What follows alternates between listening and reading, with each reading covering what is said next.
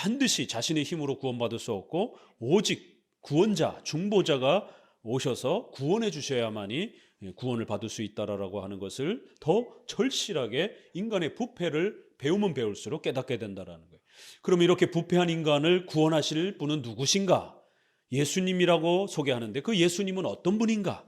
이제 예수님에 대해서 기독교 강요가 어떻게 소개하고 있는지, 칼빈은 성경 전체에서 예수님을 어떤 분으로 해석하고 이해했는지를 우리가 함께 보도록 할 것입니다.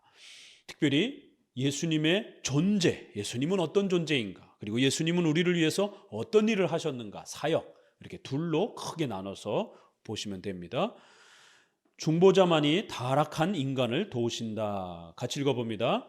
인류 전체는 아담 안에서 멸망했다. 따라서 우리가 상론한 시초에 있었던 훌륭한 고기성은 우리에게 아무 유익도 주지 못하고 도리어 큰 수치를 주는 것이 되어 버렸다.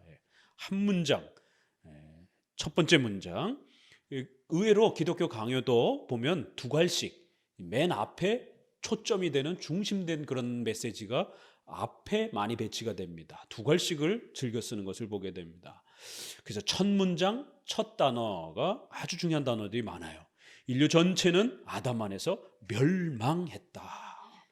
영원한 지옥의 정죄와 진노를 받았다. 이게 전적 부패의 인간의 죄론이라는 것입니다.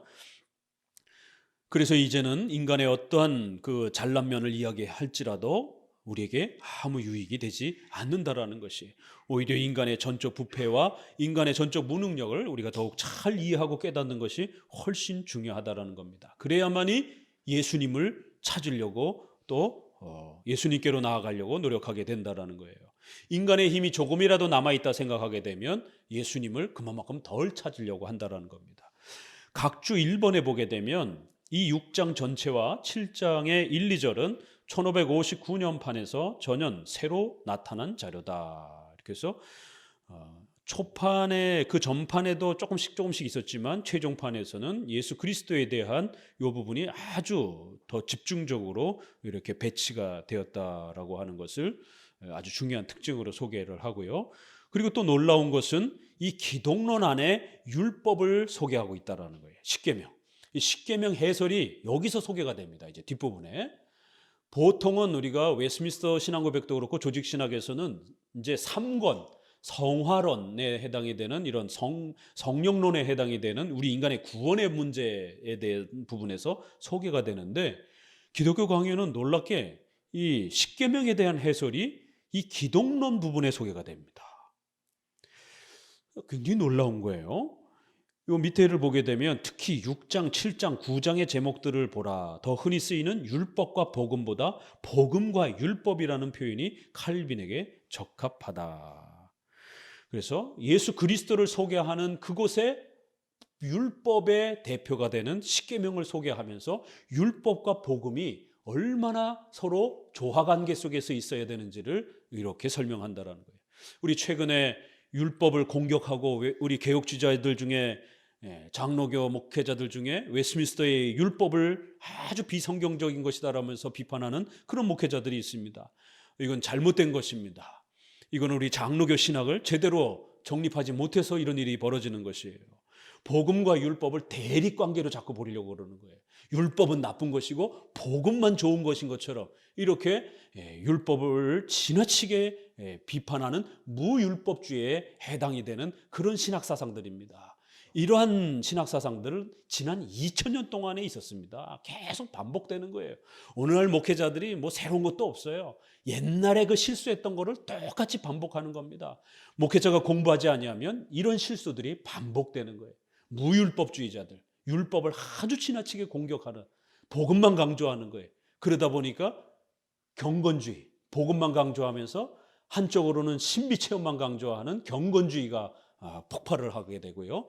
또 한쪽으로는 우리가 복음주의라고 하는, 또 그리스도만 강조하면서 이렇게 복음만 강조하는 이러한 또 형태들이 나타납니다. 그러니까 생활을 등한시하는 금욕주의, 이원론, 이런 형태들이 나타나는 것이 율법을 배격하는 무율법주의자다. 이러한 형태. 로마 카톨릭은 어떻게 보면 율법주의예요. 행위로 구원받는 것처럼 온갖 종교적 행위를 만들어가지고 맹종, 맹신을 시키면서 자기들의 말에 복종해야, 교황과 사제들의 말에 복종해야 구원받는다라고 하는 율법주의에 해당이 된 겁니다. 거기에 반대로 이렇게 무율법주의로 또 이렇게 기독교가 변질될 수 있습니다. 이단의 이러한 특징은 양극단의 이러한 특징을 갖고 있기 때문에 항상 조심하셔야 돼요. 무율법주의, 율법주의 다 잘못된 거예요. 복음은 복음의 역할이 있고 율법은 율법의 역할이 있는 것이에요. 그래서 칼빈은 율법의 이 쓰임새를 아주 중요하게 다루기 위해서 기독론의 그 설명 속에다가 둔 겁니다. 나중에 이제 웨스민스터로 넘어가고 조직신학으로 넘어가면서 후대에 조금 더 교리가 정리가 되고 체계화되면서 이 십계명은 어디로 넘어가냐면 구원론으로 넘어가고, 구원론 중에서도 특별히 웨스민스터 19장 율법 이렇게 되어 있는 것처럼 성화론, 기독교인의 생활윤리 부분에 안착을 하게 됩니다. 그러나 이제 이때는 한참 루터가 막 복음을 강조하고 루터도 율법에 대해서 굉장히 좀 이렇게 공격적인 태도를 취했어요. 그러니까 결국 그것은 루터주의입니다. 이신칭이 복음만 너무 강조하다가 루터가 실수한 것은 율법을 등한시 여겼어요. 그래서 성도들의 기독교 윤리, 생활을 이렇게 적극적으로 가르치지 못한 이러한 약점이 있습니다. 그러니까 오늘날 장로교 목회자들이나 개혁주의 목사들 중에 율법에 대해서 굉장히 공격적인 태도를 갖고 있는 분들은 루터파 신학에 아직도 영향을 받는 거예요. 루터파 신학을 완전히 걸러내지 못한, 온전히 개혁주의 신학으로 본인 스스로가 정립되지 못한 것을 그렇게 스스로 증명하는 겁니다. 율법만 너무 강조해도 안 되고 복음만 너무 강조해도 안 되고, 복음과 율법은 조화관계 속에서 각각의 그렇게 쓰임새가 있는 것입니다. 그래서 십계명을 우리 종교개혁자들이, 웨스민스터 총회에 참석했던 분들이 십계명을 해석할 때 십계명이 율법입니까? 복음입니까? 이게 굉장히 논쟁과 엄청난 토론이 됐습니다.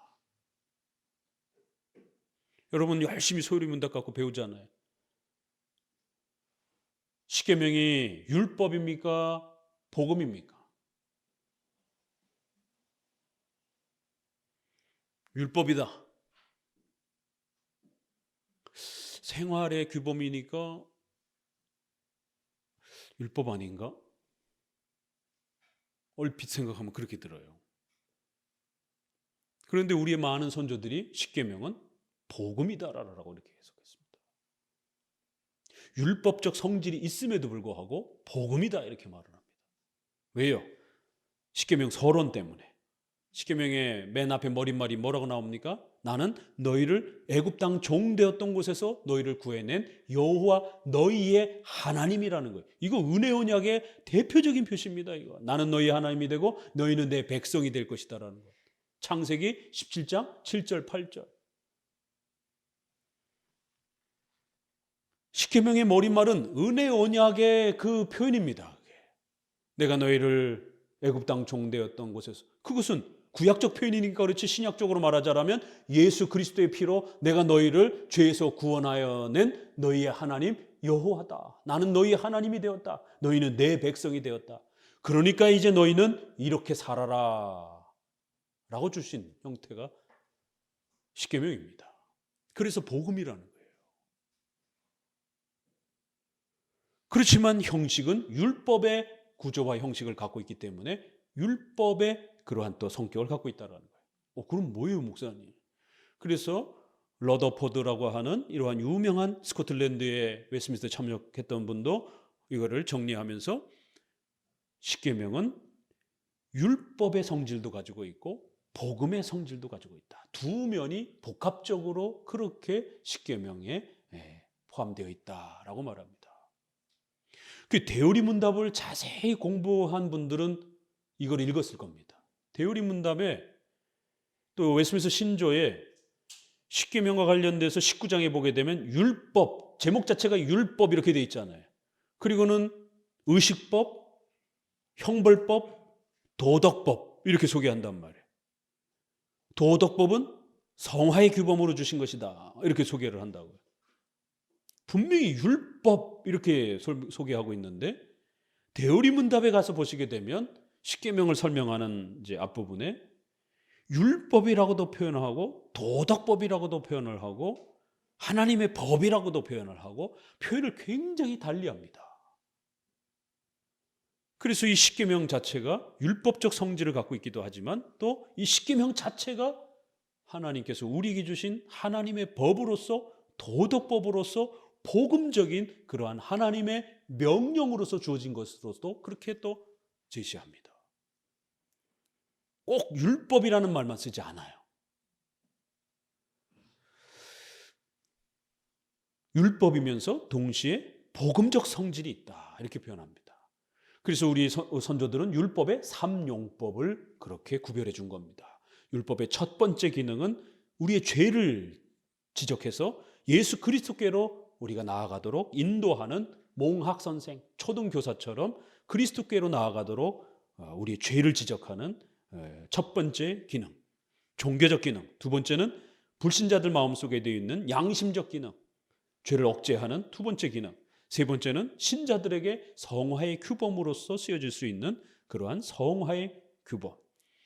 그러니까 율법은 이렇게 보게 되면 성화의 규범으로서 복음적 기능도 있고 또 율법적 기능으로 우리의 죄를 지적하는 책망의 또 그런 기능도 있는 겁니다. 그래서 율법이 한 면만 있는 게 아니라 세 가지의 그런 성질과 쓰임새로 그렇게 구별되어 있더라는 거예요. 성경을 보니까. 그래서 율법을 너무 단편적으로 죄를 지적하는 이러한 단편적 기능으로만 자꾸만 해석해서 이제 신자들은 율법 아래 있지 않다. 율법은 필요 없다. 예수님 믿었으니까. 이러면서 율법을 제거하는 방식으로 율법을 공격하는 방식으로 접근하면 안 된다는 것이에요. 루터가 그렇게 봤습니다. 그래서 칼빈은 기독교 강요를 통해서 분명히 율법의 정죄 기능도 중요하지만 율법이 가지고 있는 복음적 성질, 도덕법적 성질, 성화의 규범으로서의 성질을 놓쳐서는 안 된다라고 거듭거듭 이야기하면서 아예 기독론 안에다가 배치를 해버렸어요. 그리고 이제 나중에 성화론에 가서 3권에 가서 구원론 부분에 성화론에서 다시 한번 또 설명하기도 합니다. 그러나 총체적 해석은 기독론 안에다 둬버렸어요.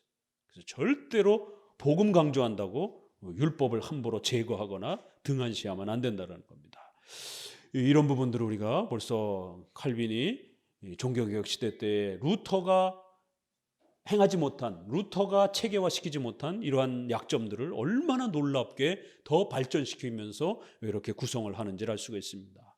오늘날 대부분의 많은 신학적인 약점들은 루터파의 약점들을 예수님 중심으로 보려고 하는 것, 복음 중심으로 보려고 하는 것, 이것도 다 루터파 방식이에요. 칭의만 강조하는. 그리고 교리가 성경이 중요하긴 한데 뭔가 뜨거움이 자꾸 있어야 되는 거 아닌가? 좀 뜨거워야 되지 않는가? 기독교인은 이런 자꾸 뜨거움에 대한 그러한 목마름이 자꾸만 이렇게 유혹이 되는 거예요. 회중파 청교도들의. 그래서 결국 제세례파의 이러한 뜨거움, 기독교는 뭔가 좀 뜨거워야 되지 않는가? 그래서 제세례파의 이러한 그 약점을 여전히 지금도 못 벗어내고 있는 그런 또 약점들. 그러니까 이렇게 정통 기독교 외에 이러한 많은 교파들은 우리 선조들의 역사 속에, 기독교 역사 속에 약점들을 온전히 극복해내지 못하고 부분으로 가지고 있는 거예요. 그래서 정통 장로교만큼 기독교가 이렇게 제대로 성도들에게 소개되지 못하고 그 약점이 함께 섞여가지고 항상 교회를 다니면서도 뭔가 이렇게 허전한, 뭔가 교회를 다니는데 답답한 이러한 느낌을 계속 가지면서 신앙생활을 하는 거예요. 왜 그런가 하냐면 그 신학의 부족함 때문에 그래요. 목회자들의 신학의 부족함은 반드시 성도들에게 신앙의 부족함으로 그렇게 전달이 됩니다. 하지만 우리 장로교는 성경을 정확하게 붙잡고 성경의 핵심 교리들을 정확하게 가르치려고 애를 쓰다 보니까 기독교가 가장 정확하고 제대로 소개가 되는 거예요. 그러면 성도들이 하나님을 정확하고 바르게 깨닫다 보니까 기쁨과 확신과 기독교에 대한 즐거움이 잘 세워져 가는 겁니다. 그런 부분들이 우리 기독교 강요의 이러한 훌륭함인 겁니다. 그런데 기독교 강요를 읽으면서 막 방언을 하고, 왜요? 기독교 강요의 설명만으로는 부족하다 생각을 하는 거예요. 그러니까 개혁주의 교회가 기독교 강요를 가르쳐 놓고는 오후에 불 꺼놓고 방언하는 거예요. 칼빈은 방언하지 말라라고 구구절절히 그렇게 경고하고 있는데, 그러니까 칼빈의 이 가르침을 온전히 안 따르는 거예요. 그냥 자기 입맛에 맞는 부분만 따르는 겁니다. 필요적으로. 그렇게 하면은 장로교 개혁주의가 되지 않는다라는 겁니다. 적어도 우리가 장로교인 칼빈주의를 따른다라고 하면 칼빈이 설명한 정도만큼은 우리가 충분히 그의 해석과 그의 개혁의 그 내용들을 성경적인 것으로 고백하면서 그렇게 또 함께 배우려고 애를 쓰는 것입니다. 우리는 칼빈 자체를 교주처럼 섬기는 게 아니라 칼빈이 그 해석했던 그 훌륭한 해석의 그 내용들을 쫓아가려고 하는 겁니다. 자, 그러면 이제 중보자를 어떻게 소개하는가? 492페이지를 보시면은요, 첫째 줄에 하나님께 대한 지식입니다. 오타가 있죠. 자식이 아니고 지식이에요. 하나님에 대한 지식이 있더라도 믿음이 그리스도 안에 계신 우리의 하나님 아버지를 보여주는 믿음이 따르지 않으면 그 모든 지식은 무용지물일 것이다. 그러니까 이제 이런 부분을 잘 읽으셔야 돼요.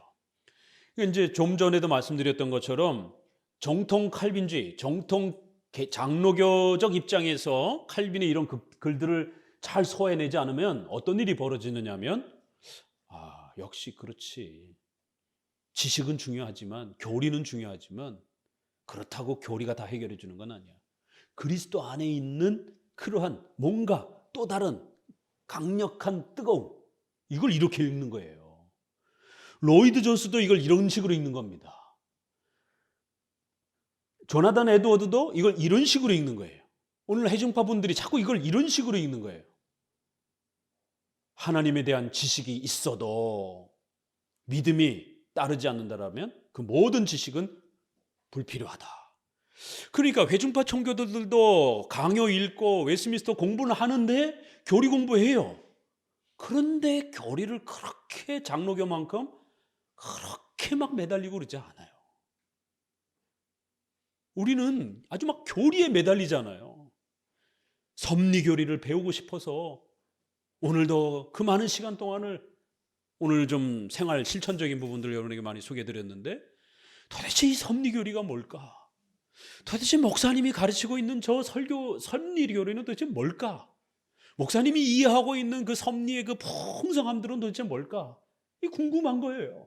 그래서 설교에 집중하면서 그 섭리가 가지고 있는 그 장로교에서 말하는 섭리의 그 깊은 부분들을 하나라도 더 배우고 싶어서 귀를 쫑긋하고 집중하는 겁니다.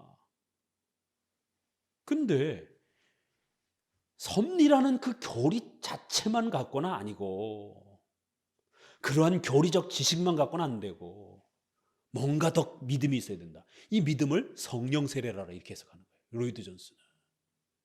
로이드 존스도 교리 중요하다라고 얘기해요.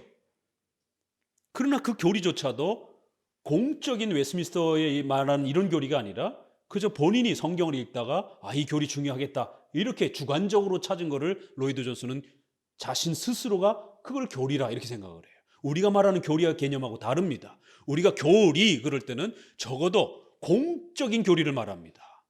개개인이 주장하는 그러한 여러 다양한 주장들이 아니라 웨스트민스터 신앙고백과 사도신조가 말하는 교회가 공교회적으로 고백한 공적인 교리를 우리는 교리라고 말하는 거예요. 그 교리에 입각해서 해석해야 된다는 거예요. 그렇지만 로이드 존스는 그가 생각하는 교리는 그런 공적인 교회법적인 교리가 아니라, 교회법을 싫어하기 때문에 그런 장로교회법적인 교리가 아니라 자기 혼자 열심히 성경을 읽다가 이 교리 중요하겠구나 생각한 그런 어떤 교리라고 말하는 거예요. 그래서 유아 세례를 반대하는 겁니다. 성경에 내가 아무리 봐도 유아 세례 없다라는 거예요. 이게 로이드 존스의 방식입니다. 우리가 적어도 성경을 해석할 때는 공적인 신조라고 하는 그 해석의 규범을 인정하면서 그 해석의 규범 아래에서 목사든 성도든 성경을 읽어가는 것이, 그렇지만 이제 로이드 존스는 그런 게 중요한 게 아니고 그건 장로교회 법으로 만들어 놓은 거기 때문에 왜 그런 걸 가지고 억지로 속박하느냐라는 거예요. 내가 혼자 성경을 열심히 읽다가 중요한 교리를 찾아냈으면 그게 교리라는 거예요. 근데 그렇게 찾아내게 되면 주관적으로 찾게 되면 수많은 사람들의 교리가 다 달라버린단 말이에요. 그러니까 이분들의 말들은 항상 성경에 대한 공부 중요하다, 성경에 대한 교리 중요하다. 그러나 교리에 대한 지식이 있어도 믿음이 따라붙지 않으면 그 교리만 갖고는 효력을 발휘하지 못한다. 이렇게 읽는 거예요. 뭔가 뜨거움이 그 교리에다가 불을 붙여야 된다라고 생각을 하는 거예요. 그래서 뭔가 강렬한 부흥 체험, 강렬한 성령 세례 체험이 붙어야 된다라는 거예요. 그래서 세례조차도 인정을 하긴 하지만, 어른 세례는 인정하지만 그 세례의 표시는 인정하지만 인침은 인정하지 않아요. 로이드 존스 여러 번 얘기해 드렸잖아요. 외적 세례 중요하다. 그러나 외적인 세례만 받아가지고는 구원의 이 확신을 누리고 살아가지 못한다. 그럼 어떻게 되느냐? 부흥의 기름 부으심, 성령의 기름 부으심을 추가적으로 더 받아야 된다는 거예요.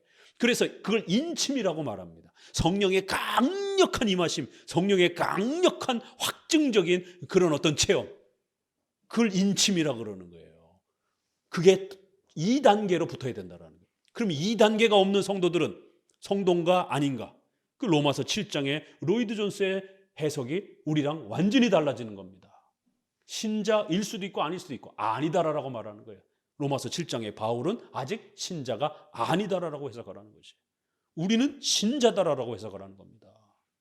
그렇게 세례의 표시만 받은 신자들은 신자가 아닐 수 있다라고 얘기를 하는 거예요. 왜? 인침의 강력한 제2단계의 어떤 능력을 덧붙여서 받지 않으면 진짜 제대로 된 신자는 아니라는 거예요. 겉의 신자는 될 수 있을지언정.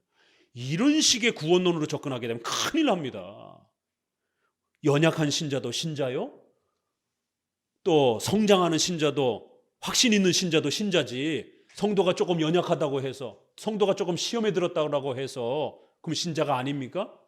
그러면은 능력 있는 신자, 소위 말해서 성장하는 신자, 확신 있는 신자는 맨날 능력이 있습니까? 아니잖아요. 그런 분들도 살아가다 보면 어려울 때도 있고, 그런 분들도 낙심할 때가 있고, 그런 분들도 어느 때는 또 교회도 또 안 나오기도 하고 막 이런 곤두박질을 또 막 치기도 할 정도로 나락으로 떨어지는 분들도 있단 말이에요. 장로님, 권사님 정도 됐다가도 막 또 이렇게 초신자처럼 행동하는 분들도 얼마나 많습니까? 그럼 그 사람들은 성령의 인침이 부족해서 그렇다라는 거예요.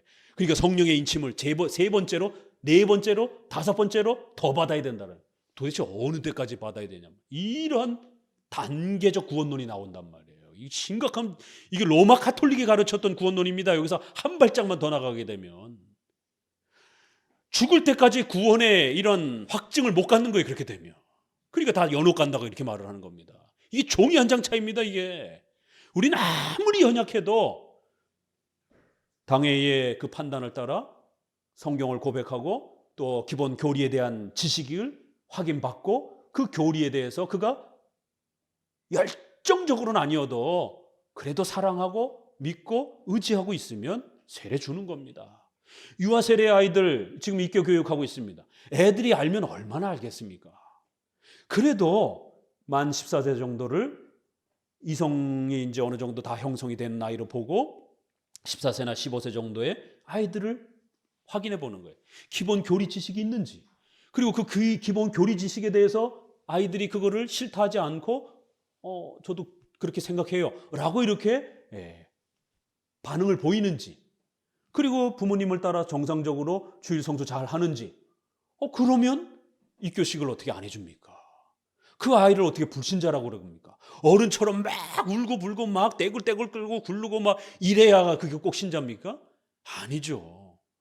연약한 신자도 신자인 거고, 우리 아이들처럼 이제 신앙 고백을 겨우 이제 배워가는 그런 아이들이랄지라도 신자인 겁니다. 그래서 우리가 입교, 어른 신자로서의 모든 자격을 주는 겁니다. 선거, 피선거, 성찬 이런 모든 자격을 주는 거예요. 장로교가 구원관에 있어서 이렇게 멋있는 겁니다. 그런데 장로교회의 다른 교파들은 자꾸만 그거를 계급화 나누는 거예요. 자꾸만 등급화로 나누는 거예요. 넌 신자가 아닐 수도 있어. 이런 식의 어떤 과정으로 접근을 하는 겁니다. 여기서도 칼빈이 말하는 이 지식이란, 이 교리에 대한 지식이라는 것은 다른 의미예요. 교리만 갖고는 안 되고 뭔가 뜨거움, 인침이 있어야 되고 이런 뜻이 절대로 아닙니다.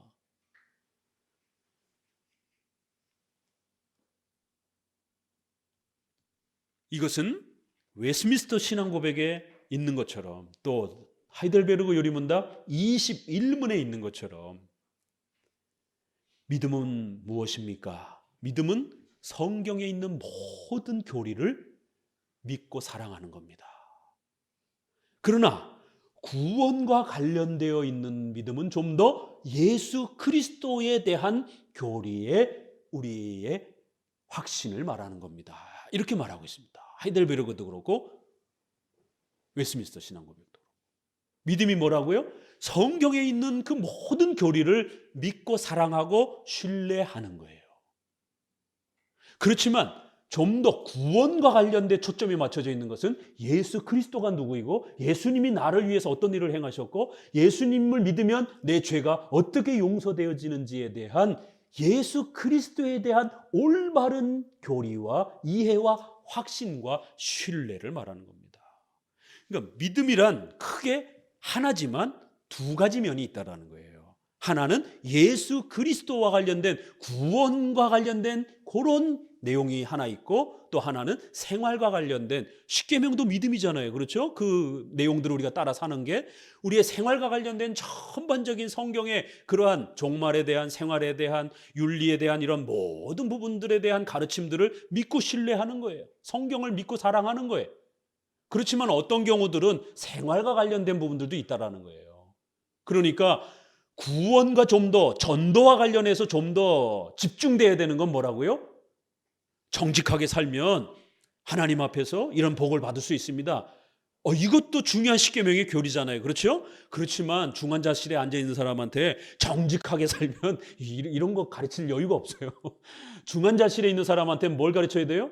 예수 그리스도가 누구신지, 예수님이 당신을 위해서 어떻게 십자가에 죽으셨는지, 예수님을 믿고 의지하면 당신이 어떻게 영생을 얻을 수 있는지, 이거 가르쳐야 된단 말이에요. 이제 숨이 껄떡껄떡하고 곧 숨을 거둘 분한테 5계명, 7계명, 결혼의 이런 사명을, 이런 걸 가르칠 그럴 여유가 없잖아요. 그건 일상생활에 대한 그런 교리들이기 때문에. 칼빈이 말하는 하나님에 대한 지식이 있더라도 믿음, 바로 그것은 그리스도 안에 있는 우리 하나님 아버지께서 우리에게 보여주신 그 긍휼과 사랑의 중보의 그 역사들을 우리가 바르게, 그리스도와 관련된 그 구원과 관련된 교리를 먼저 우선적으로 그걸 잘 우리가 간직하지 않는다라면 다른 그 모든 지식들은 무용이 돼버린다라는 거예요. 이런 걸 말하는 것이지 교리만 갖고는 안 되고 뭔가 뜨거움이 있어야 되고 이러는 게 아닙니다. 이게 참, 이게 기독교 강요도 자기 혼자 있다 보면 이런 일들이 벌어져요. 그래서 반드시 우리 목회자들은 선생님에게, 또 선배들에게 있어서 코치를 받아가면서 내가 제대로 읽었는지를 잘 조정하면서 이렇게 읽어야 됩니다. 이거 잘못 읽으면 교리 무용론, 그리고 뜨거운 체험이 있어야 된다라고 하는 이런 방식으로 읽게 됩니다. 근데 제가 회중파 역사를 소개했을 때 퍼킨스의 약점이 뭐냐면 바로 그거예요. 뭔가 뜨거움이 있어야 된다. 그러니까 퍼킨스는 굉장히 훌륭한 영국의 분이었지만 그 시대의 장로교회의 교리를 작성하고 썼던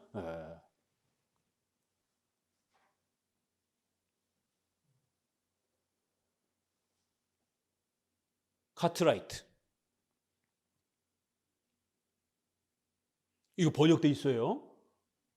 카트라이트의 교리문답 뭐 이렇게 해갖고 조직신학 이렇게 해서 되어 있습니다. 장로 정치에 대해서 상당히 아주 자세하게 그렇게, 월터 트레버시라고 하는 이런 분들. 그런데 퍼킨스는 같은 동시대 사람이지만 장로 정치에 대해서 적극적으로 이렇게 서술하지 않고 교리가 중요하다, 그러나 뜨거움도 있어야 된다, 자꾸만 이렇게 말한 거예요. 이렇게 살짝 말했던 게 에임스의 책에 가서는 책 제목이 바뀌어 버립니다. 지금 우리 번역에는 신학의 정수라고 이렇게 신학의 가장 중요한 핵심, 뭐 이렇게 이제 정수라는 말이 그런 뜻인데, 그러나 그 책의 설명에 이게 17세기, 16세기 책은 제목이 굉장히 길어요. 제목을 보게 되면 삶을 위한 무슨 기독교 이렇게 제목이 바뀌었습니다. 그러니까 우리는 기독교, 성경 그러면 그게 곧 교리고, 교리를 잘 배우면 그게 곧 신앙이고, 교리를 믿는 것이 곧 신앙이고, 이렇게 이해한 거예요. 그러면 그 교리를 잘 깨닫으면 실천이 나타나는 겁니다. 그러니까 삶과 교리를 굳이 분리시키질 않았어요. 그런데 에임스가 와서는 뜨거움이 살짝 표현이 바뀌면서 삶을 위한, 생활을 위한, 무슨 의도로 그런 건 이해하지만, 그러면 꼭 생활과 연결되지 않으면 기독교가 아닌가요? 삼위일체가 어떻게 생활하고 연결이 돼요? 직접적으로 윤리와 관련된 십계명도 있지만 직접적으로 윤리와 관련돼 있지 않는 삼위일체, 이성일인격 이런 교리들은 직접 어떤 우리 삶과 이렇게 막 맞물려 돌아가는 그런 교리들은 아니란 말이에요.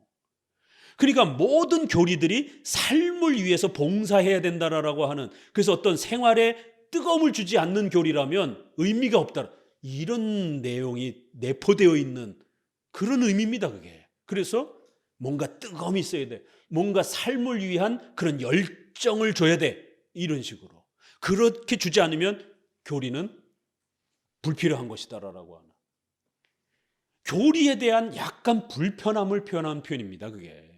그게 결국 에임스가 결국 화란으로 넘어가서 코케이우스라고 하는 분에게 넘어갔고, 그 코케이우스는 교리에 대해서 아주 적대적인 그런 막 표현을 쏟아냈고, 결국 그러한 불편한 표현들이 브라켈이라든가 에드워드가 가장 좋아했던 마스트리 책이라든가 이런 책들이 다 교리는 중요하지만 뜨거움이 있어야 되고, 뜨거움이 연결되지 않는 교리는 교리로서 별로 그렇게 삶에 우리의 효력이 있지 않는다라는.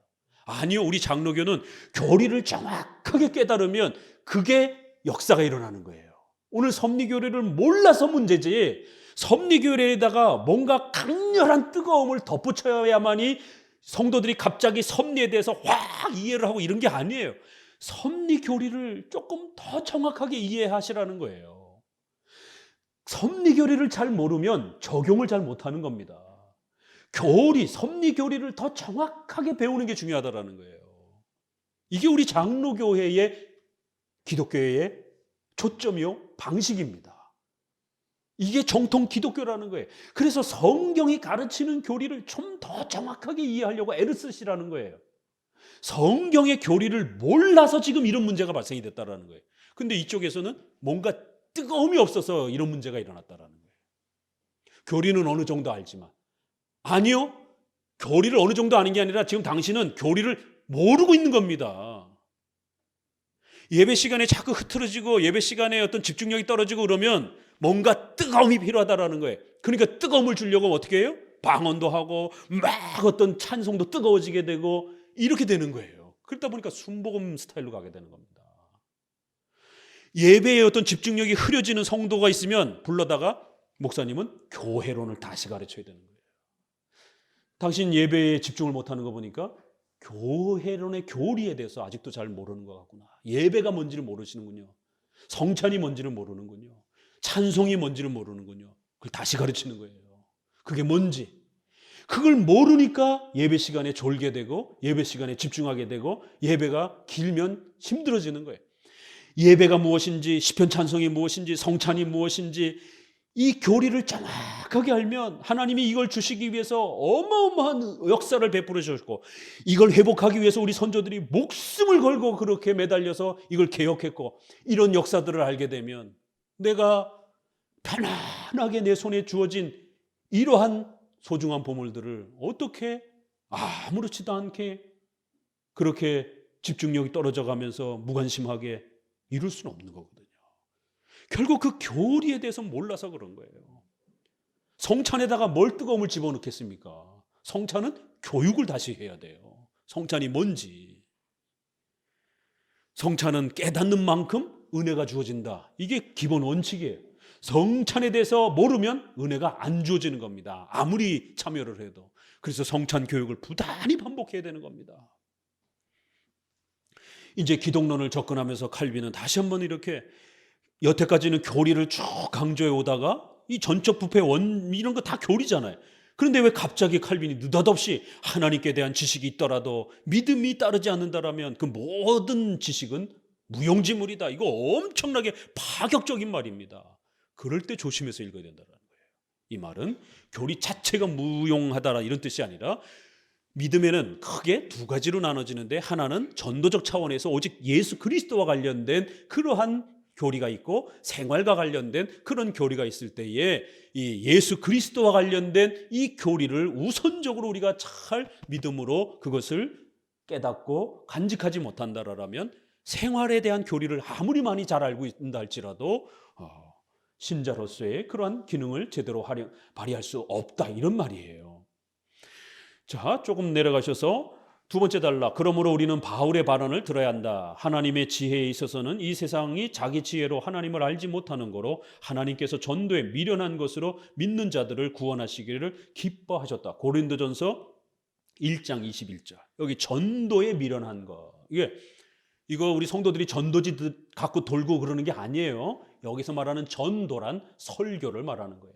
하나님의 말씀을 가지고 설교하고 전하는 바로 이러한 교리를 전달해주는 이러한 방식을 말하는 거예요. 이거 굉장히 답답해 보이잖아요. 차라리 그림이라든가 차라리 막 여기 감성적인 막 찬양이라든가 이런 게 더 재밌지. 이거 교리 그냥 하나 일일이 설명하다 보면 성도들 막 자고 있고 굉장히 미련해 보이는 것처럼 보여지지만 이 방식이 하나님이 정해놓은 방식이라는 거예요. 무수한 기적이 가득히 들어찬 하늘과 땅 이 웅대한 극장을 하나님의 지혜라고 이렇게 부른다. 그래서 우리가 자연 만물을 충분히 봐도 하나님이 살아계시다라는 걸 어느 정도 우리가 다 알 수 있다라는 거예요. 그러나 그럼에도 불구하고 성경을 배우는 이 전도의 이 방식을 통해서만이 하나님을 진정 바르게 할 수 있다라는 거예요. 마지막 단락 같이 읽어봅니다. 그러므로 십자가를 전파하는 것이 우리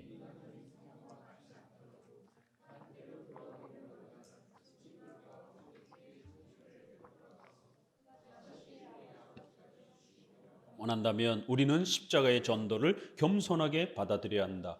확실히 처음 사람의 타락 이후로 중보자를 떠나서는 하나님에 대한 지식에 구원을 얻게 하는 힘이 없었다. 영생은 아버지를 유일하신 참 하나님으로 알며 그의 보내신 그리스도를 아는 것이다라고 하신 그리스도의 말씀은 그리스도의 시대뿐 아니라 모든 시대를 포함한다. 그래서 십자가를 전파하는 바로 이 전도라는 말을 다른 말로 번역을 하면 교리, 이 십자가에 대한 이 교리, 다른 교리보다도 우선적으로 십자가와 관련된 이 교리를 우리 성도들이 먼저 잘 이해하고 알아야만이 믿음이 형성이 된다라는 거예요. 그런 면에서는 우리가 복음의 핵심인 예수 그리스도를 우선적으로 가르치는 건 맞습니다. 그러나 이제 그것이 가르쳐지고 나면 성도들의 생활에 대한 이런 또 십계명도 함께 조화를 이루면서 가르쳐야 된다는 거예요. 우선순위의 문제지 이렇게 복음만 가르쳐서는 안 된다는 겁니다. 앞부분에서 설명한 것처럼. 여기서 요한복음 17장에서도 아주 독특하잖아요. 영생은, 믿음은 뭐라고요? 체험하는 것, 뜨거운 것 이런 게 아니라 유일하신 아버지 하나님을 알며 그 아버지 하나님이 보내신 예수 그리스도를 아는 것이다. 아니 왜 믿음을 영생을 아는 것이다라고 이런 지식적 표현을 씁니까? 놀라운 표현입니다. 이거 에피그노시스라고 하는 헬라어인데 헬라어의 그노시스라고 하는 거 이게 영지주의자들 말할 때 지식이라는 단어를 많이 쓰잖아요. 그 단어를 일부러 피해가면서 또 다른 방식으로 단어를 만들었어요. 그래서 에피라고 하는 이러한 그 접두어를 앞에다 붙여서 그 지식이라는 말에 번역을 하면 똑같이 그냥 지식이지만 하나는 그노시스고 하나는 에피그노시스예요. 우리가 이 신학자들은 목회자들은 헬라어와 히브리어를 공부하면서 이런 차이들을 잘 분석해내면서 목회자들을 가르치는 겁니다. 왜 요한이 에피그노시스라는 말을 의도적으로 구별해서 그노시스라는 일반적으로 쉬운 말보다 에피그노시스라고 하는 이 지식이라는 단어를 믿음을 이야기해 줄 때 강조했는가? 단순한 역사적 지식, 단순한 어떤 그런 공부적 지식, 그런 개념이 아니라는 거예요. 이것은 성경이 가르치는 그러한 예수 그리스도와 관련된 그런 교리적 지식을 배우고 그것을 사랑하고 신뢰하고 거기에 자신의 전 삶을 거는 거예요. 그래서 다른 말로 표현하면 에피그노시스는 전 인격적인 지식, 번역을 해보는 거예요. 전 삶의 지식, 우리 전체의 생애에 대한 지식, 이렇게 어떻게 표현을 달리 해보는 겁니다. 왜요? 여러분이 수학의 정석 공부해놓고 영문법 공부해놓고 거기다 삶을 걸지는 않잖아요. 그렇죠? 그러니까 우리가 보편적인 학교에서 공부하는 그런 지식도 있어요. 그러나 그 지식을 여러분이 막 사모하고 사랑하고 신뢰하고 그 지식에다가 여러분의 전 삶을 걸고 이러지는 않는단 말이에요. 그건 그냥 내 필요한 하나의 인생의 지식으로만 사용할 뿐인 거예요. 하지만 성경이 말하는 이 교리의 지식은 배워야 되고 공부해야 되고 알아야 되고 그런 면엔 비슷해요. 그런데 거기서 더 나간다라는 거예요. 사랑해야 된다라는 거예요. 신뢰해야 된다라는 거예요. 애정을 가져야 된다라는 거예요. 확신을 가져야 된다라는 거예요. 자신의 전 삶을 그 교리에다가 걸어야 된다라는 거예요. 그런 면에서 일반 지식하고는 다르다라는 거예요. 십계명의 지식을 사랑하고 애정을 갖고 여러분 전 삶을 걸어보세요. 여러분의 생활이 윤택해집니다. 이런 좋은 그 8계명의 투자가 원리를 가르쳐 준 데가 어디 있어요? 진짜 제대로 된 부자는 우리 장로교에서 배울 수가 있습니다. 하나 8계명, 또 하나 일반은총. 그래서 장로교인들은 부를 안 읽을래야 안 읽을 수가 없어요. 순복음 신앙하게 되면 가난해집니다. 왜요? 저축도 안 하잖아요. 그냥 기도하면 그냥 뭔가 하늘에서 맨날 떨어질 것처럼 이렇게. 그러나 우리 장로교는 근검전략하라고 일반은총 안에서 가르치고 또 하나 8계명. 하나님께서 도와주시는 부의 원칙들을 가르쳐 줍니다. 자, 이렇게 배웠으면 여기에 여러분의 전 삶을 신뢰하고 걸어야 되는 겁니다. 올인하셔야 되는 거예요. 장로교 목사님이 가르친 8계명의 경제 원리에다가 올인하셔야 되는 거예요. 신뢰하고 사랑하고 의지하고 올인하시고 이 창업 준비하시는 분들 목사님 가르침에 의존하시고 이 말씀에 따라 여러분의 전 삶을 걸고 한번 장로교인으로서 한번 창업을 해보세요. 장로교인으로서 정말 가게를 운영해 보세요. 장로교답게 한번 가게를 꾸려보세요. 진짜 되나 안 되나. 얼마나 멋있습니까 이게. 삶을 거는 겁니다. 그래서 에피그노시스라고 하는 또 다른 지식이라는 단어를 쓰는 거예요. 이거는 일반적 지식 개념이 아니다라는 거예요. 내 삶 전체를 걸어야 되는 그런 신뢰라는 개념의 지식이라는 거예요. 예수 그리스도를 아는 것이다라는 거예요. 성부 하나님을 아는 것이다라는 거예요. 체험하는 것, 느끼는 것 이런 표현 안 썼습니다. 그래서 지금까지 가르쳤던 그 교리라는 개념에다가 이제 인간의 전적 부패라는 그런 또 표현에다가 예수 그리스도, 성경에서 가르치는 예수 그리스도가 어떤 분인지를 이제 우리가 전적으로 배우고 이해하고 그러한 그리스도를 사랑하고 그러한 그리스도에게 우리의 삶을 의탁하고 살아가는 것, 이게 신앙이다라고 이제 끌고 가는 겁니다. 자, 인간은 하나님에게서 멀어지고 진노의 자녀이고 선언된 사람들은 화해 없이는 하나님을 기쁘시게 할 수 없다는 것은 모든 시대와 모든 민족의 상식인 것이다. 요한복음 4장 22절에 이런 말씀으로 그리스도께서는 모든 이방 종교를 그릇된 것이라고 단죄하는 동시에 율법하에서 구속자가 선민에게만 약속되었다는 그 이유를 알리신다. 밑에 줄, 두 번째 줄 아래 또 이 근거 위에 서서 바울은 모든 이방인들이 하나님이 없고 생명에 대한 희망을 빼앗겼다라고 단언한다.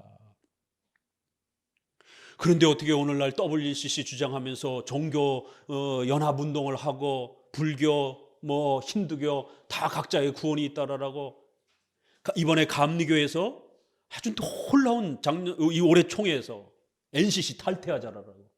NCCK가 뭐냐면 기독교 뭐 이제 내셔널이니까 한국 기독교 연합회 뭐 이런 건데, 이게 다 소위 말해서 진보 계열의 교단들의 연합체입니다. 통합측, 기장, 소위 말해서 예수 그리스도를 믿지 않는, 성경을 하나님 말씀으로 믿지 않는 이러한 진보 자유주의 기독교들의 연합체에, 거기에 통합측 장로교, 그 다음에 감리교가 주도해서 끌고 갑니다.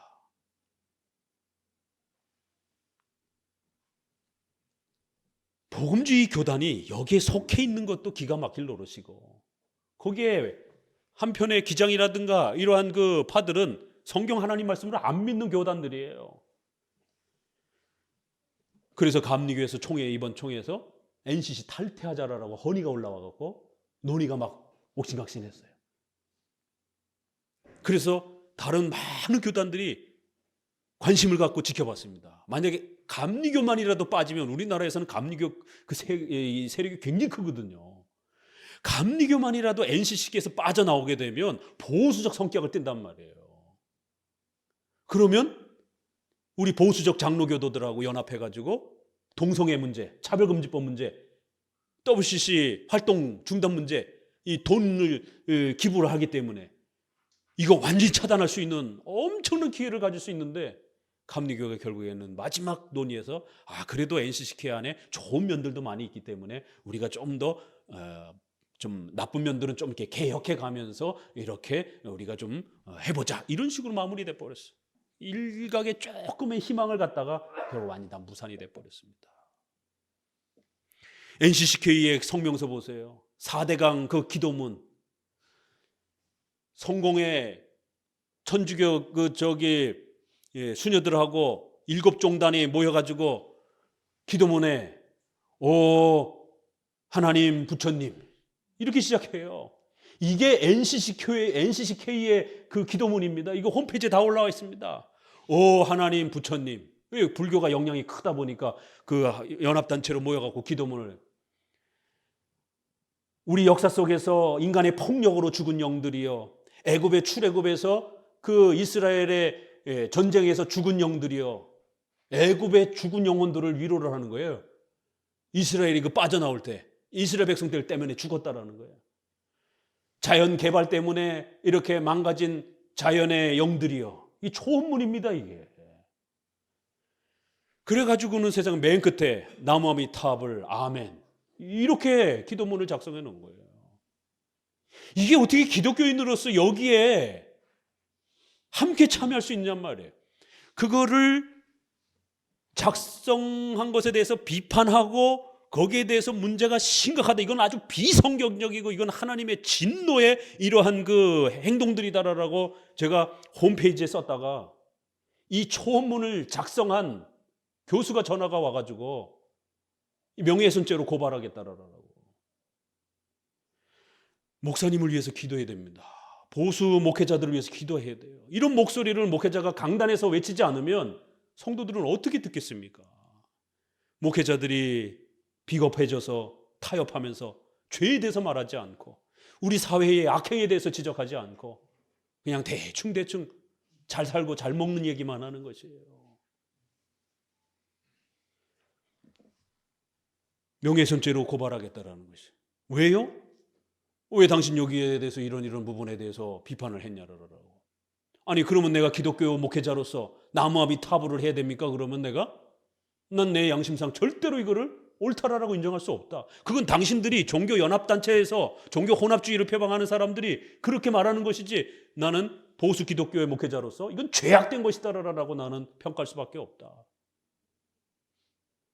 그리고 다만 내가 이거를 비판한 거는 내가 직접 이제 참여하는 방식에 있어서 그게 아니고, 아무튼 이런 부분에 있어서는 좀 더 내가 당신을 직접 공격한 건 아니기 때문에, 당신의 실명을 들어서 내가 공격하는 방식은 아니었기 때문에 어떻게 이게 명예훼손죄가 되느냐.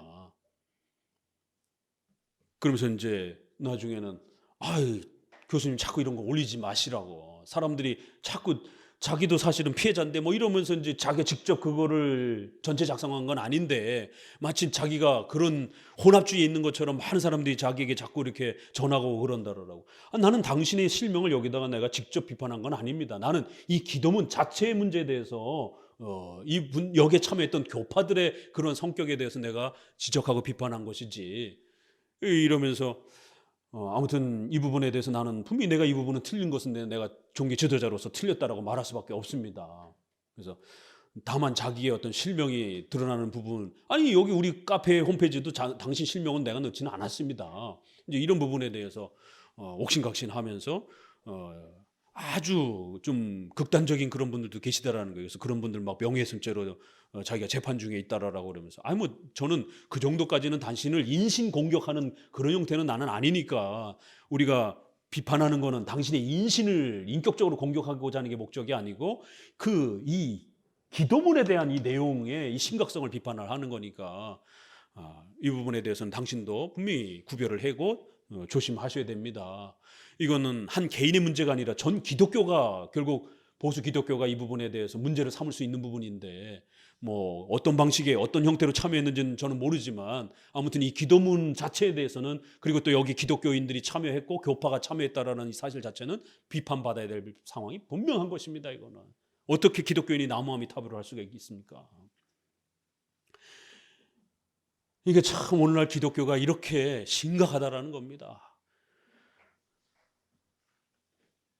다시 한번 우리 선조들의 이러한 표현들을 읽어내면서 우리 선조들이 개혁해주고 목숨을 걸고 개혁한 이러한 표현들이 어떠한 것인지를 잘 읽어내야 됩니다. 모든 이방 종교들은 그릇된 것이다라는 거예요. 오직 기독교만이 진리고 예수 그리스도만이 구원자라고 하는 이 말 한마디도 이제는 외치기가 너무 힘든 시대가 되었다라는 겁니다. 자, 넘겨주셔서 제2번 옛 언약까지도 중보자가 없으면 은혜로우신 하나님께 대한 신앙이 없다고 선언한다. 그래서 이러한 그리스도에 대한 고백이 우리 믿음의 전도 부분에 있어서는, 아주 구원 부분에서는 가장 중요한 초점이라는 거예요. 같이 읽어봅니다. 그러므로 중보자를 떠나서 하나님이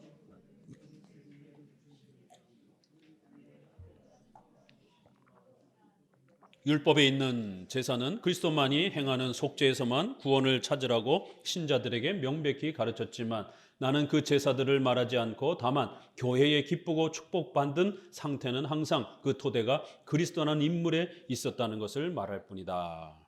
이제 예수 그리스도를 우리가 이제 어떻게 찾아가야 될 것이냐라고 할 때, 구약, 특별히 구약 부분에서 그리스도를 찾는 훈련들을 부지런히 해야 됩니다. 이렇게 얘기하는 거예요. 중보자를 떠나서는 하나님이 저 고대 백성, 옛날에 구약의 백성들에게 은혜를 베푸신 일이 없고, 구약의 백성들도 항상 중보자의 혜택 아래 있었다라는 겁니다. 제세례파가 구약에는 그리스도가 없었다라고 이렇게 주장을 했고, 그 코케우스는 구약에는 그리스도가 계시긴 했지만 그 구원의 능력이 아주 미약했다, 이렇게 말한 겁니다. 그래서 장로교 신학이 아니라는 거예요.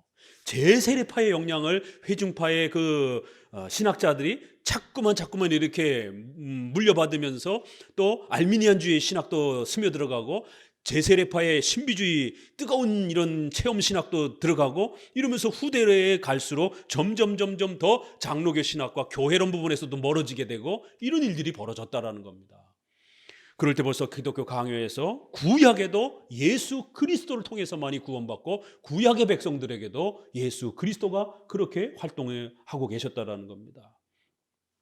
이런 면에서 존 오웬의 언약론을 보게 되면 구약에서 그리스도의 활동에 대해서 굉장히 이렇게 소극적으로 설명합니다. 존 오웬은 훌륭한 분이에요. 그렇지만 존 오웬의 약점들은 우리가 분명히 짚고 넘어가야 된다는 거예요. 존 오웬의 은혜 언약이라든가 존 오웬의 언약론 설명을 보게 되면 우리 장로교의 언약론하고 상당히 차이가 있습니다. 그래서 침례교 사람들이 유아세례 논쟁 벌어졌을 때 존 오웬의 논문을 끌어다가 자기네들의 유아세례론, 구약에 신약에 유아세례 없다라고 하는 주장을 할 때에 장로교를 공격할 때 존 오웬의 글을 가지고 공격을 합니다. 주로. 왜요? 존 오웬의 글에 유아세례는 인정하지만 유아세례의 능력과 기능은 없는 것처럼, 효력이 떨어지는 것처럼, 구약에는 분명히 언약이 있지만 그 언약의 구원의 능력이 아주 미약한 것처럼 이렇게 설명을 한단 말이에요. 그건 제세례파가 주장했던 말이고, 그거 코케이우스가 주장했던 말이고, 결국 존 오웬이 주장하고, 결국 침례교 사람들이 주장했던 거고, 결국 유아세례 반대론자들이 주장했던 내용입니다. 우리는 구약의 할례가 신약에 그대로 유아세례로 계승이 되는 거예요. 구약의 은혜 언약이 그대로 신약의 은혜 언약에 계승되는 거예요. 구약의 예수 그리스도의 활동이 신약에 그대로 연속되는 거예요. 다만 구약에는 인성이 없었기 때문에 신성만 존재하는 방식으로, 구약에는 제사법, 의식법이 많았기 때문에 그거는 중단된 형태로, 내용과 본질은 그대로 계승된다는 거예요. 이게 우리 장로교의 해석인 겁니다. 쭉 내려오셔서 밑에서 한 10줄 정도, 따라서 아브라함의 후손은 주로 머리인 한 분 안에서 인정되며 흩어진 사람들을 모으는 것이 직책인 그리스도가 나타날 때까지는 약속의 구원이 실현되지 않았다는 것은 분명하다. 예수님은 분명히 신성과 인성이 있기 때문에, 그럼에도 구약에 그리스도가 신성으로 활동하셨다는 거예요. 그러므로 처음에 선민을 택하신 것도 중보자의 은총에 의한 일이다. 구약에 여전히 그리스도가 활동하고 있었고, 그리스도가 활동하고 계셨으면 은혜 언약이 여전히 작동되고 있는 겁니다. 어디서 할 수 있느냐? 사무엘의 모친 한나는 이런 기도를 했다라는 거예요. 사무엘상 2장 10절. 기름 부음을 받은 자 앞에서 영구히 행하리라. 이게 다 예수 그리스도를 바라보는 표현들이라는 겁니다. 시편 2편, 우리 시편 공부했죠? 그 아들에게 입맞추라. 열왕기상 11장, 예루살렘을 위하여 한 지파를 내 아들에게 주리라. 이런 것들도 그렇고, 열왕기상 15장, 등불을 주되 그 아들을 세워 후사가 되게 하고, 이런 표현들. 우리 시편 78편 읽었죠? 에브라임 지파를 택하지 아니하고 오직 유다 지파와 그 사랑하는 시온산을 택하고, 이거 우리 지난주에 얼마 전에 배웠던 시편 78편의 예수 그리스도에 대한 예언으로 칼빈도 이렇게 해석해주고 있는 겁니다. 수두룩하다라는 거예요, 구약에. 자, 넘겨봅시다. 시편 80편 17절. 오늘 읽었던 이 부분도 장차 오실 예수 그리스도까지로 이렇게 해석을 합니다. 인자 위에 주의 손을 얹으소서. 하나님의 택한 백성들 위에 손을 얹으소서. 이렇게도 해석되지만 결국 그 인자라는 말은 장차 예수 그리스도에게 좀 더 집중되기 때문에 하나님 장차 오실 예수 그리스도에게 복을 주시고, 그 예수 그리스도가 통치하실 하나님의 백성들에게 힘을 주시고 그 백성들이 회복되게 해주세요. 이런 기도문이라는 거예요. 80편도 끌어옵니다. 맨 아래 셋째 줄 읽어봅니다. 율법하에서 거룩한 조상들이 믿어야 할 대상으로서 항상 그리스도가 그들 앞에 제시되었다는 것이 이제 충분하게 설명되었다. 사망, 언약과 진정한 믿음을 위해서 그리스도는 필수적이다. 구약의 믿음과 소망은 약속에 근거한다. 자, 그래서 구약에 어떻게 그리스도가 소개하는가를 먼저 집중적으로 좀 더 추적합니다. 같이 읽어봅니다. 그런데 고난 중에서 위로가 약속되며 특히 교회의 구원이 묘사될 때에는 그리스도에 대한 신뢰와 희망의 기치가 예시되어 있다. 하나님이 그 백성을 구원하시려고 그의 메시아와 함께 나아가셨다고 하박국은 말한다. 계속 같은 설명이에요. 지금 구약 찾는 거예요. 497페이지. 보라, 처녀가 잉태하여 아들을 낳을 것이요. 이사야 7장. 이사야 55장에도 다윗에게 허락한 확실한 은혜이니라, 이런 표현. 예레미야 23장, 의로운 가지를 일으킬 것이다. 또 예레미야 34장, 한 목자, 내 종 다윗, 한 목자 37장. 이게 다 예수 그리스도를 예언하는 표현들이라는 겁니다. 죽은 다윗이 어떻게 다시 옵니까? 다윗과 같은 그러한 이제 위대한 통치자인 예수 그리스도가 한 목자가 올 것이다, 이런 뜻이라는 거예요. 맨 마지막 단락, 모든 경건자들의 희망은 항상 그리스도에게만 있었다는 것을 독자들에게 상기시키기 위해 나는 여러 규절들을 수집한다. 호세아서 얼마 전에 우리 수요일날 읽었잖아요. 한 두목을 세우고, 이렇게 때로는 예수님을 두목이라고 이렇게 지도자, 목자 이렇게 또 표현하지만 한 두목을 세우고, 또 그 왕 다윗을 구하라라고 한다. 호세아 3장. 미가서 2장 13절. 왕이 앞서 행하며. 아모스서 9장. 다윗의 무너진 천막을 이렇게 세우며. 스가랴서 내 왕이 내게 임하니, 이런 9장 9절. 그 기름 부음 받은 자의 구원의 힘이로다. 또 이런 표현들. 풍성하게 많다라는 겁니다. 못 찾아서 문제지. 사항, 하나님께 대한 믿음은 곧 그리스도에 대한 믿음이다. 하나님께서 유대 백성이 이런 예언들을 듣고 깨달아 직접 그리스도를 향해서 해방을 구하게 되기를 원하셨다. 구약도 그리스도를 깨닫도록 그렇게 원하셨다라는 거예요. 마태복음 21장 9절에 보게 되면 호산나 다윗의 자손이여 라고 하는 이 노래도 이미 벌써 구약의 메시아로서의 예수 그리스도가 이렇게 충분히 가르쳐져 있다라는 거예요. 요한복음 14장 1절 하나님을 믿으니 또 나를 믿으라, 이렇게 해서 하나님과 예수 그리스도를 믿고 아는 것을 신앙이라 이렇게 표현했다라는 거예요. 밑에서 넷째 줄, 믿음은 하나님을 믿는 것이지만 완전히 굳은 믿음을 가진 분이 중보자로서 사이에 있지 않으면 믿음은 점점 사라지며, 중보자가 없으면 하나님은 너무도 숭엄하고 높으시기 때문에 땅에서 기어다니는 구더기와 같은 죽을 인생에서는 도저히 도달할 수 없다는 것이다. 예수 그리스도를 여러분이 정확하게 깨닫지 못한다라면 성부 하나님도 제대로 이해를 못하게 된다는 거예요. 오직 예수 그리스도를 통해서만이 우리가 삼위일체 하나님을 바르게 믿고 깨달을 수 있다는 것입니다. 자, 마지막으로 넘어가서 500페이지 밑에서 여섯째 줄 정도 같이 읽어봅니다. 밑에서 여섯째 줄 따라서 마지막 읽어봅니다. 그리스도를 자기의 머리로 모시지 않는 그들은 하나님을 안다고 해도 그 지식은 잠시적인 것에 불과했다. 또 그 결과로 그들은 드디어 유치하고 추악한 미신에 빠져 자기의 무지를 폭로했다. 현재 해교도들도 천지의 창조자는 하나님이라고 힘껏 외치지만 그리스도를 부정하면서 우상으로 진정한 하나님을 대체하고 있다. 이렇게 해서 유사한 그런 이슬람이라든가 또 유대교 이렇게도 있지만 예수 그리스도에 대한 올바른 교리와 올바른 믿음이 없기 때문에 결국 그러한 종교들은 거짓 종교가 된다는 거예요. 이제 우리가 소개해야 될 예수 그리스도는 이렇게 또 우리 신앙의 구원에 있어서 가장 중요한 올바른 또 복음의 핵심적 내용으로서 그렇게 또 잘 깨닫고 배워 가셔야 된다라고 말하고 있습니다. 기도합니다.